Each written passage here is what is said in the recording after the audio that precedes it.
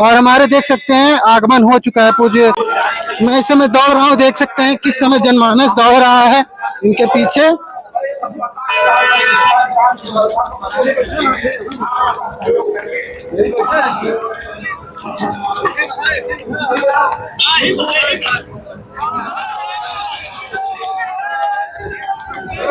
सभी भक्तों को जय श्री राम। अभी हम हैं कुंडा के परानुपुर गांव में, जहां पे पूज्य राष्ट्रीय कथावाचक राजन जी महाराज का इस समय कथा चल रहा है। देख सकते हैं यहाँ राम कथा का आयोजन स्टार्ट हो चुका है और हम यहाँ पे आए हैं आज इस कथा का श्रवण करने और सभी को यहाँ के कथा के बारे में और किस तरीके से अपार जनशक्ति यहाँ पे भीड़ आई हुई है वो भी हम आपको बाद में दिखाएंगे। पहले हम आपका कथा के स्थान बता देते हैं। ये हैं आयोजक आनंद पांडे जी, जो कि यहाँ ग्राम सभा के निवासी ही हैं, और इसके संरक्षक हैं माननीय राजा भैया जी, जो कि कुंडा के विधायक हैं, और श्रीमुख कथा श्री राजन जी महाराज के मुख से ही सुनेंगे। ही भीड़ है, स्थान नहीं अंदर बैठने के लिए, इतनी भीड़ आ चुकी है इस समय यहाँ पंडाल के अंदर। अभी हम आपको पंडाल के अंदर भी ले चलेंगे, दिखाएंगे कि किस तरीके से अंदर भीड़ है। और अभी कुछ देर बाद ही राजन जी महाराज का आगमन होने वाला है, तो हम आपको सारी डिटेल भी दिखाने वाले हैं। तो जैसा कि आप मेरे पीछे भीड़ देख सकते हैं, इस समय प्रयागराज कुंभ के बाद ये इस समय कुंडा में इस समय कुंभ जैसा ही नजारा देखने को मिल रहा है। इस समय लगभग हजारों की संख्या में पंडाल के अंदर भीड़ इकट्ठा हो चुकी है, और जहां तक मैं देख पा रहा हूं दूर दूर तक कहीं भी स्थान नहीं दिख रहा है बैठने के लिए। और हमारे देख सकते हैं आगमन हो चुका है पूज्य राजन जी महाराज का, देख सकते हैं। आइए थोड़ा आगे बढ़ाइए, आइए हम आपको ले चलते हैं। देख सकते हैं आगमन हो चुका है। जय श्री राम महाराज जी। आइए आइए चलते हैं, आइए आप सभी को दर्शन कराते हैं।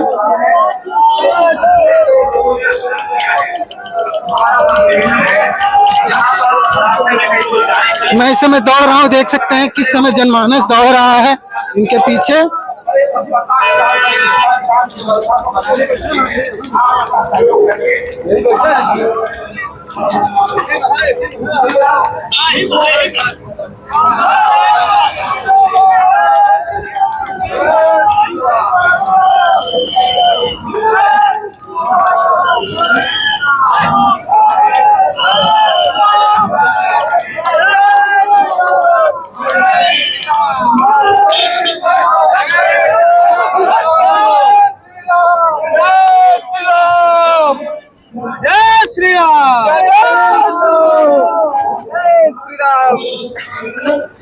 जैसा कि देख सकते हैं ये सामने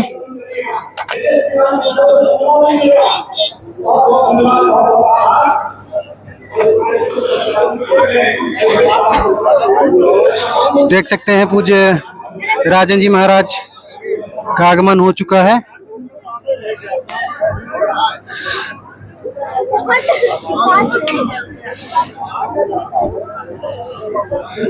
अपार जन समूह यहाँ से नहीं जाने का।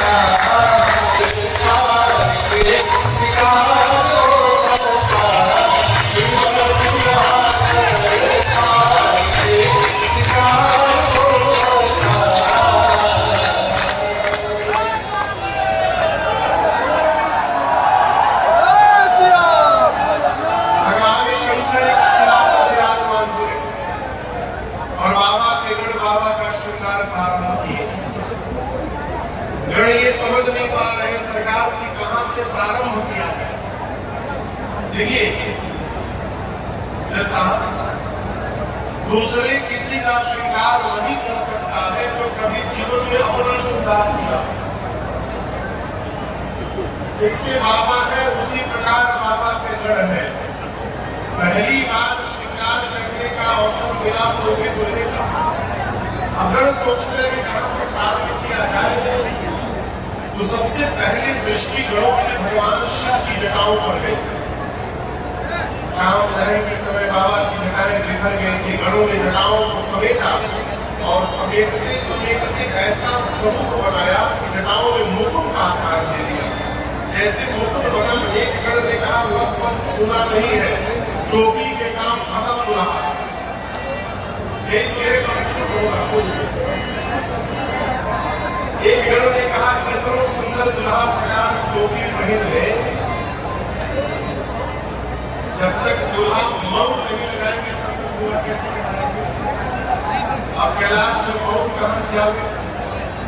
एक गण जाकर व्यवस्था करने के लिए निकला, लगा ढूंढने, तो एक जगह जाकर देखा एक पर्वत की खोह में सैकड़ों सांप नाच रहे थे। बड़ी तेजी से सांप नाच रहे थे। गण जाकर पूछा सांप क्यों नाच रहे थे? सांप बोले अभी है 2 घंटे बाद बारात निकलनी है। अब बारात निकलने के बाद हम लोग को अपना परफॉर्मेंस देना है, उसी की प्रैक्टिस चल रही है। गण बोले अच्छा ठीक है, तुम में से जितने पतले पतले हो सब बाहर निकले। 400-500 सांप बाहर निकल गए। उनमें से सुंदर सुंदर सांपों को समेट कर 40-50 सांपों को पकड़कर गणों ने सबके सिर को ऊपर उठा करके बांधा और लाकर बाबा के जटाओं के मुकुट में पहना दिया। सरसों का सिर ऊपर हो गया, सबके पूंछ बाबा के चेहरे के आगे झूलने लगे। शंकर भगवान पूछ लाकर कुछ ही कहा है वो। गण बोले प्रभु ये आपका मऊ है, मऊ ऐसा मऊ आज तक कोई दूल्हा नहीं कहता। भगवान शंकर बोले बहुत सुंदर मऊ कहना है वो। सर्प यानी काल, जो काल को भी अपने सिर पर आभूषण बनाकर धारण कर ले, वही काल का काल महाकाल है। मेरा स्वरूप निकल करके बाहर आ गया। अब आभूषण प्रारंभ हुआ। बाबा कहते हैं कुंडल कंकण वैरे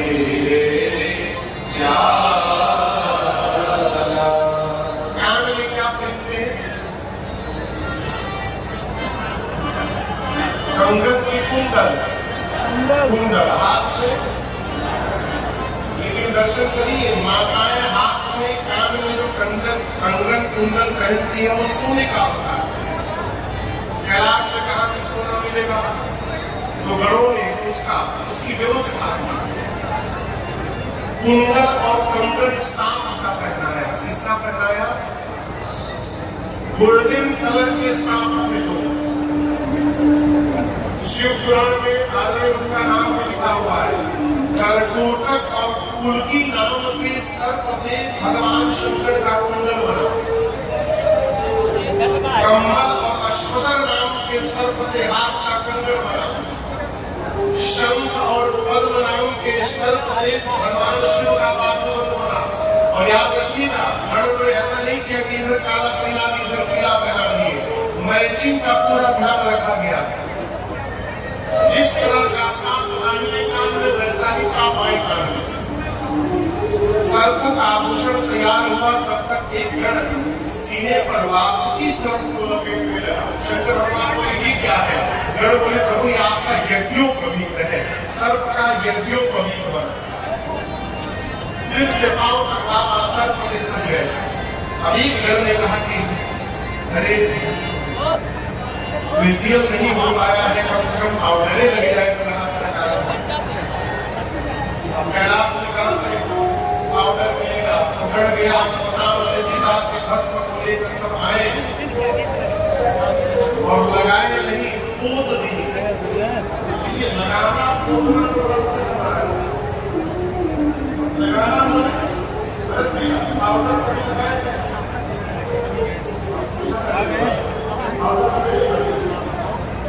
लगाने का पाउडर लगा कहाँ बैठा?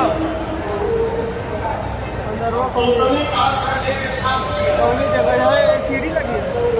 भगवान शंकर को भस्म लगाए नहीं, पोत दिए। एक तो बाबा पहले ही दूर अमनो आएगा। कर्पूर गौरम करुणावतारम संसार सारम भुजगेंद्रहारम सदा संतम हृदयारविंदम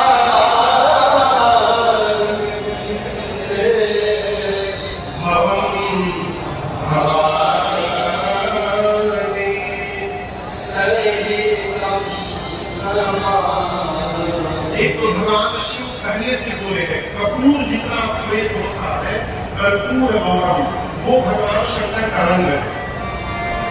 ऊपर से भस्म का लेपन हो गया, 3 नेत्र है, गले में हरा विष, ललाट पर चंद्रमा, सिर पर देव नदी मां गंगा।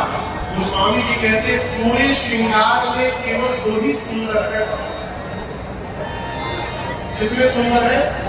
पहला शशि ललाट सुंदर, दूसरा सिर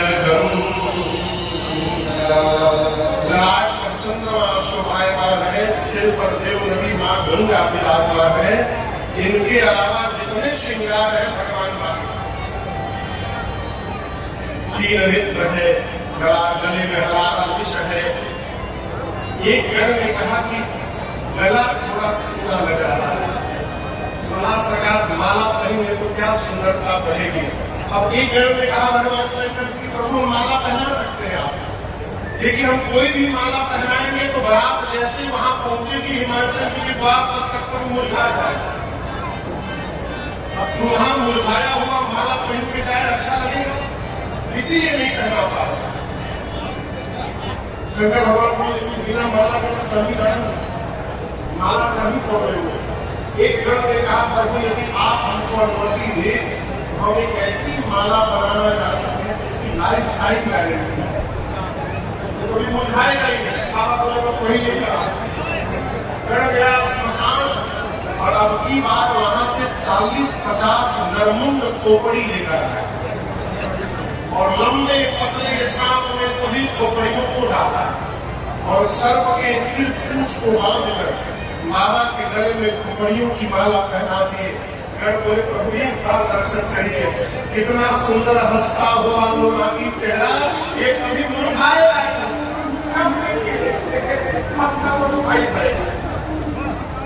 गले में मुंडवान, एक हाथ में त्रिशूल, एक हाथ में डमरू लेकर बाबा खड़े हुए। अब गणों की दृष्टि में भगवान शंकर कुछ पहले ही नहीं।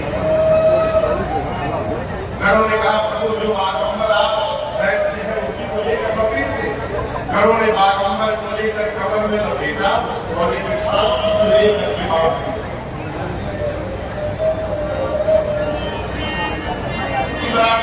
छूट गए थे।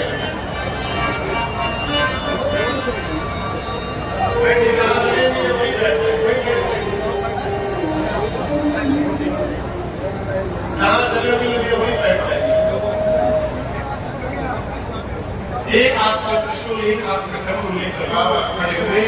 तब तक बाबा की सवारी नंदी आ गई है। अरे कर त्रिशूल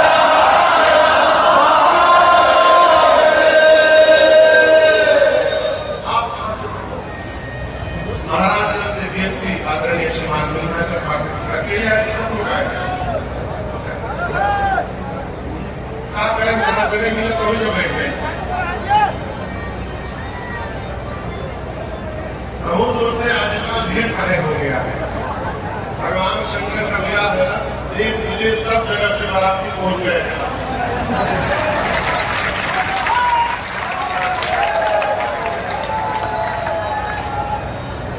कहाँ गया नारद? ऐसा न सरसों छिपने पड़ा।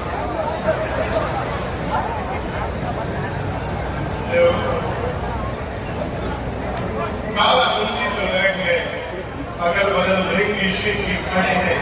प्रतीक्षा हो रही है कि देवता बराती के रूप में आए तो फिर बारात लेकर चला जाए। और भैया ठीक 5 बजे सभी देवता बराती बन करके पहुंचे, अकेले नहीं आए, विद फैमिली आए, देवताओं के साथ देवियां आई। आप बताओ जितनी देवताओं की देवियां थी, आने के बाद कैलाश सभी देवियां एक जगह जमा हो गई। लगी दुल्हा सरकार को बोलने, भगवान शंकर दिखाइए लगे, तब तक बाबा का गढ़ दिखाई पड़ा। देवियों ने गढ़ को कहा भाई साहब इधर आइए। गढ़ गए तो देवियों ने कहा नमस्ते, कहाँ है दुल्हा सरकार? गढ़ ने पूछा देखने का बहुत मन हो रहा है ना। देवी बोली उन्हीं के लिए प्रमुख आप लोग बोल रहे हैं। गढ़ ने कहा डॉट वरी फॉलो मी, पीछे पीछे बढ़ गया। दूर भगवान शंकर खोपड़ी की माला पहले बैठे थे, गढ़ ने ले जाकर देवियों को दूर से दिखाया, वो देखिए दुल्हा सरकार। और गोस्वामी जी कहते हैं जैसे देवताओं की देवियों ने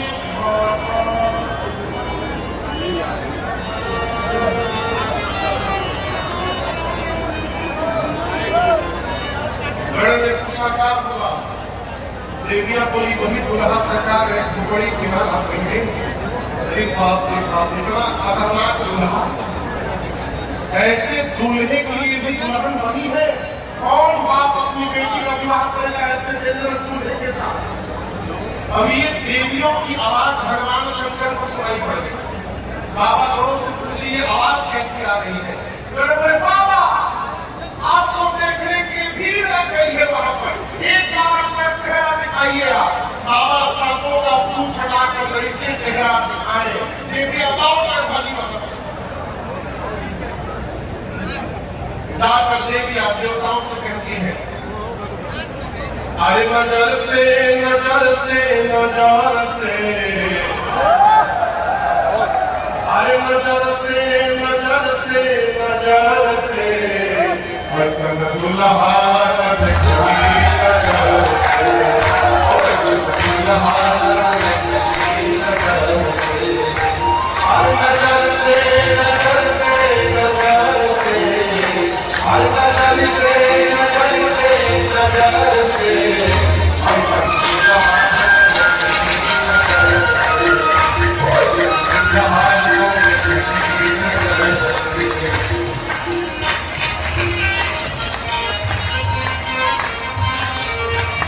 त्रिशूल कमल मृग छाला, त्रिशूल कमल मृग छाला, त्रिशूल कमल मृग छाला, त्रिशूल कमल मृग छाला, लटकेला सपवा कतर से, लटकेला सपवा कतर से, ऐसा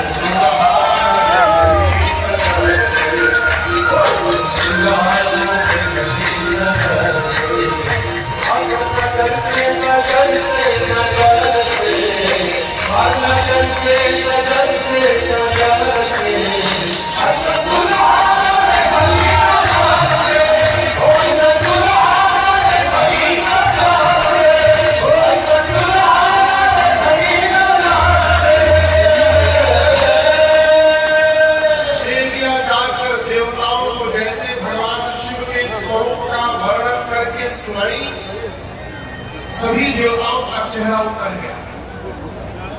क्यों? देवता आपस में बात करने लगे। बताओ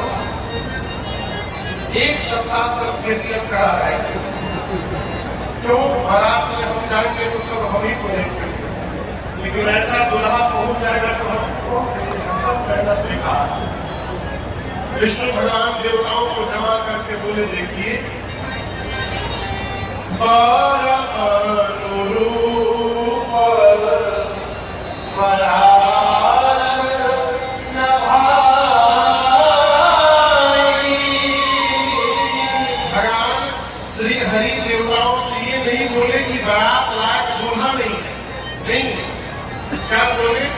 दूल्हे के लायक की बारात नहीं सकी।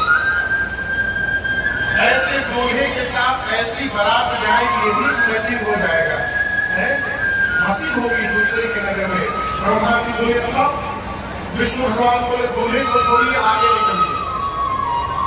सारे देवता दिग्पाल ब्रह्मा जी, विष्णु भगवान, शंकर जी को छोड़ करके जितने बाराती थे सब बाबा को छोड़ करके चले गए। बाबा नंदी पर बैठे, नंदी ने देखा बाराती छोड़ कर भाग गए। नंदी ने कहा बाबा बाराती छोड़ के भाग गए, एक बार बाबू बुलाइए तो शादी में लग जाओगे लौट। शंकर भगवान बोले कहीं नहीं जाना, यही खड़े रहो। लिंगी शिंगी बोले प्रभु जिन बारातियों का आप वेट करते रह गए वो आपका वेट नहीं किए, छोड़ के चले गए। बताइए बिना बाराती का दूल्हा जाएगा क्या? शंकर भगवान ने देखो जो आनंद अपने ग्रुप के साथ आता है वो दूसरे के ग्रुप में आनंद प्राप्त होने वाला अपनी पार्टी बुला। जैसे बाबा ने कहा भेंडी ने झोली से निकाला तो दुनिया फूंका कैलाश पर